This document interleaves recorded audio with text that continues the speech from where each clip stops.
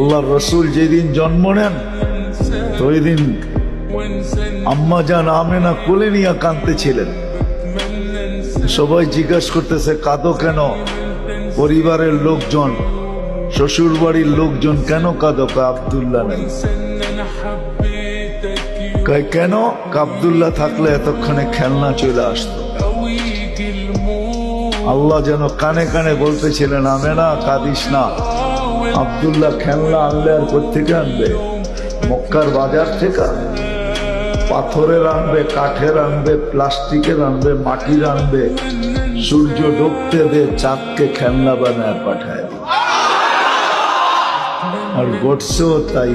আবু তালেব বলে বিকালে যখন শোয়া দিছি, সূর্য ডুবার পরে যখন শোয়া দিছি, চকির উপরে তো বাদাল কামরু আইয়াদনু, চাঁদ দ্রুত গতিতে নিচে নামতেছিল।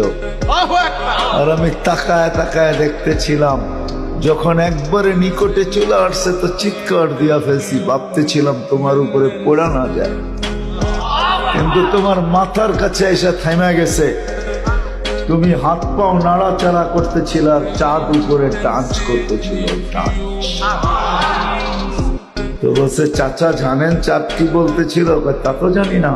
বলে আন্নাল কামারা ইউগান্নিনি ওয়া ইউহাকিনি ওয়া ইয়ামনাউনি মিনাল বুকা। চাঁদ আমাকে ছন্দ শুনাইতেছিল, কান্না থেকে বিরত রাখতেছিল। আমি যেন না কাঁদি, কাঁদলে আম্মার কষ্ট হবে। আল্লাহ চাঁদকে আমার সাথে খেলার জন্য খেলনা বানায়